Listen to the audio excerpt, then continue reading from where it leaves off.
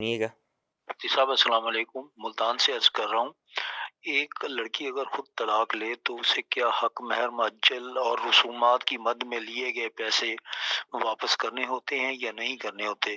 شریعت میں کچھ علماء نے یہ بتایا کہ اگر وہ خود طلاق لے گی تو حق مہر معجل اور وہ اپنا پیسے جو رسومات کی مد میں پیسے لیے ہوئے ہوتے ہیں جیسے دودھ پلائی وغیرہ اس طرح کی چیزیں تو وہ واپس کرنے کی پابند ہوگی، تو اس بارے میں رہنمائی فرمائیے۔ جی مفتی صاحب یہ سوال کر رہا ہے کہ اگر کوئی عورت خود طلاق لے تو جو اس نے حق مہر معجل لیا ہوا ہے آیا وہ واپس کرے گی یا نہیں، یا رسومات کی مد میں جیسے دودھ پلائی وغیرہ ہوتی ہے اس مد میں جو پیسے لیے وہ بھی واپس کرے گی یا نہیں، یہ ذرا بتائیے گا۔ بسم اللہ الرحمن الرحیم۔ یاد رکھیں کہ جب کسی کو تحفہ دیا جائے تو تحفہ دے کے واپسی کا تقاضا کرنا اس کو شریعت نے بہت برا قرار دیا ہے۔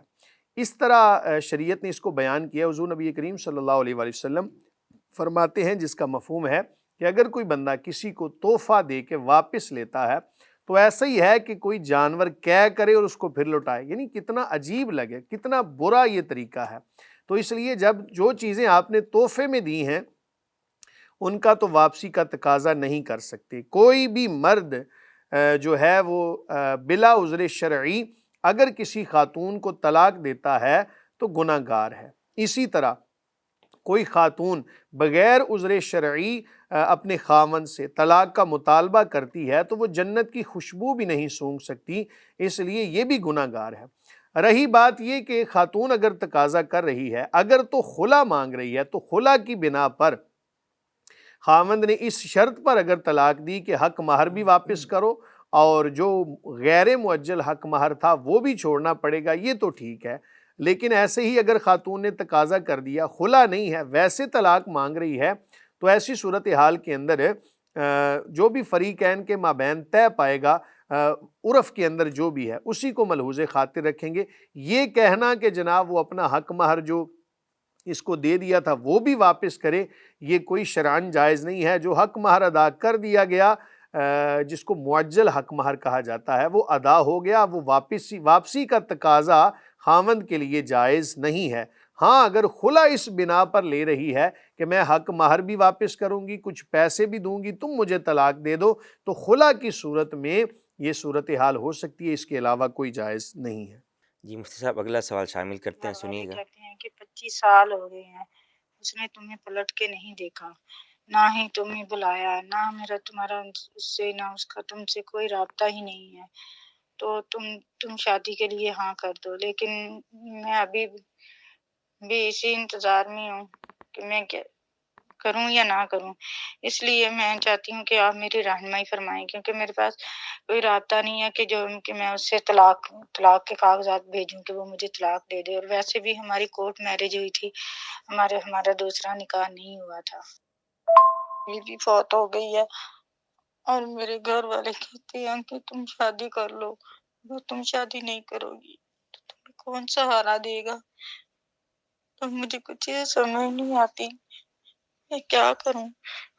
میں بغیر کوئی کسی عالم دین سے مشورہ کیے بغیر میں شادی بھی نہیں کر سکتی۔ پلیز پلیز میرا میسج سن کے میری رہنمائی فرمائی جائے، اور مجھے میری بات اسی نمبر پہ مجھے بتایا جائے۔ مفتی صاحب بہت دکھ بھری کہانی ہے اس کی۔ شوہر پچھلے 25 سال سے غائب ہے، کورٹ میرج کر کے، اور وہ چلا گیا، اب یہ طلاق بھی لینا چاہ رہی ہے مگر اس سے کوئی رابطہ ہی نہیں ہے، اب باہر کے ملک میں ہے۔ اب کوئی حل تو بتائیں اس بیچاری کا، بہت رو رہی ہے، کوئی سوال کا جواب دیجیے گا۔ بسم اللہ الرحمن الرحیم۔ جب شریعت کی حدود کا لحاظ نہیں رکھیں گے نا تو پھر ایسے معاملات دیکھنے کو ملتے ہیں۔ یاد رکھیں کہ نکاح کرنے کے لیے شریعت نے یہ حکم لگایا ہے کہ اس کا ولی پاس ہو، گھر والوں کی رضامندی شامل حال ہو، اور اگر یہ تمام چیزوں کو ملحوظ خاطر نہیں رکھیں گے تو ایسی بہت ساری خرابیوں کا سامنا کرنا پڑے گا۔ کورٹ میرج اگر آپ نے کی تھی اور کورٹ میرج ایسی تھی کہ جس کے اندر گواہ موجود تھے، ظاہر ہے ویسے تو وہاں پر نکاح نہیں ہوگا، تو ایسی صورتحال کے اندر آپ کا شرعی نکاح ہو چکا تھا، قانونی نکاح بھی شرعی نکاح بھی۔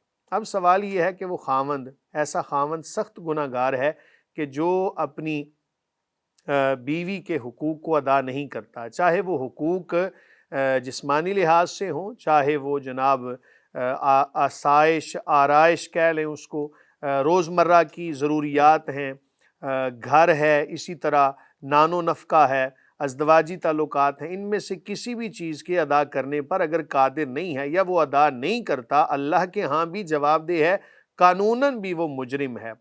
अब सूरत हाल जो आपने बताई है, आपके पास हल ये है कि आप अपना ये मुकदमा अदालत में पेश करें।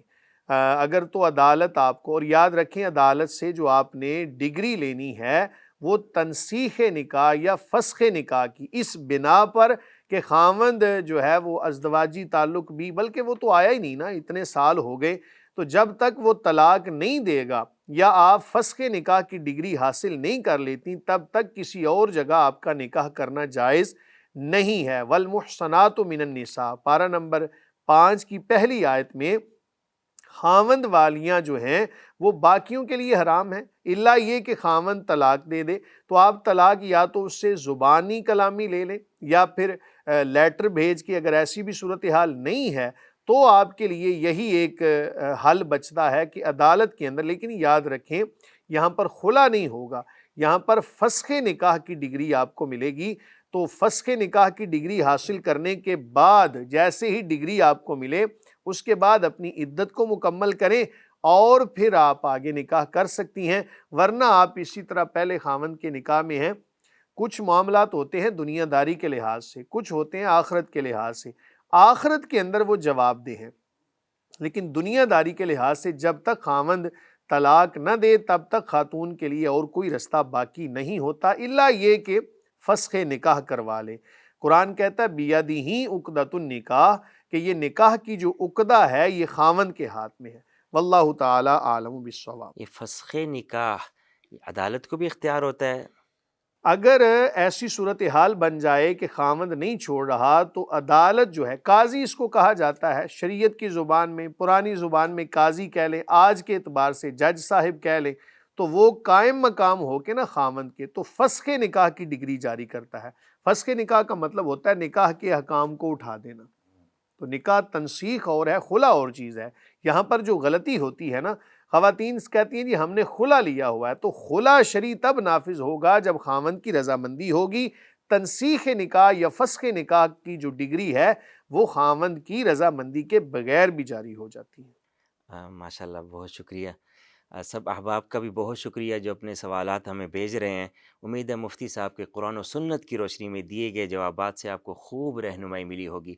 आप रोज़ाना हमारे प्रोग्राम को देखते हैं और मुफ्ती साहब कुरान और सुन्नत से एतदाल वाले रास्ते से आपको खूब रहनुमाई करते हैं।